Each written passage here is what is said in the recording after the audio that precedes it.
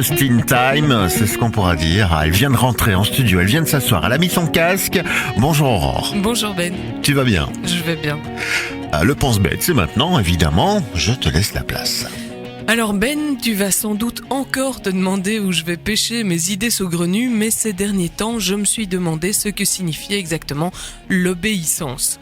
Parce que, vois-tu, pendant longtemps, l'obéissance a été une valeur et d'ailleurs, en certaines occasions, on faisait vœu d'obéissance au roi, à Dieu, à nos parents.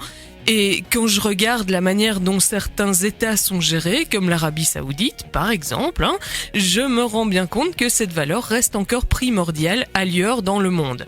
Mais tu avoueras que chez nous, ce n'est plus du tout le cas. Bien sûr, on en voit encore certains prôner un retour à ce modèle disciplinaire strict, surtout quand il s'agit d'éducation et d'enfants, tu le remarqueras. Mais une fois passée la majorité, cette notion apparaît non seulement obsolète et ringarde, mais aussi limite insultante. Il ne fait d'ailleurs pas de doute que si quelqu'un exigeait de toi que tu lui obéisses, tu l'enverrais paître en n'hésitant pas à remettre en cause la légitimité de sa position.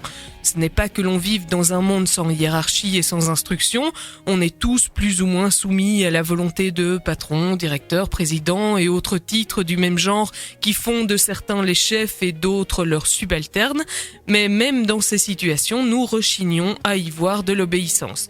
Il s'agit de respect pour l'organisation, tout au plus. Tant qu'elle nous semble légitime et dans les limites du secteur d'activité visé. On est très loin de l'allégeance aveugle et absolue qui en faisait autrefois la valeur indiscutable. C'est un contrat social. Dans ce contexte, on le voit, tout et tout le monde peut être contesté dès lors que le contrat ne nous semble pas respecté. Les chefs d'entreprise et les syndicats, les gouvernants et les leaders d'opinion, les intellectuels et les religieux. Chacun est en droit de contester le pouvoir sous toutes ses formes. C'est pourquoi l'ambiance dans les familles et dans les écoles a considérablement changé ces dernières décennies. Oublie ces histoires d'enfants rois, ceux-ci ne font preuve que de l'apprentissage des codes régissant notre organisation sociale. D'ailleurs, quand tu penses aux conditions de terreur qui assurent les systèmes basés sur l'obéissance, il n'y a pas forcément de quoi être nostalgique.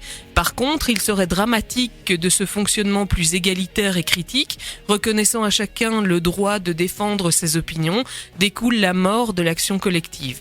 Car ne nous leurrons pas, cette égalité de principe a aussi tendance à nous isoler et ce que nous gagnons en liberté d'expression individuelle, nous le perdons en force de changement politique. Prenons donc garde que notre liberté ne devienne la meilleure alliée de notre obéissance. Merci pour cette mise en garde, Aurore. On va méditer tout cela dans les prochaines minutes. On te retrouve demain. À demain. Voici venir la musique évidemment. Al Corley dans les bacs, je vous en avais déjà parlé. Et puis les Beach Boys également.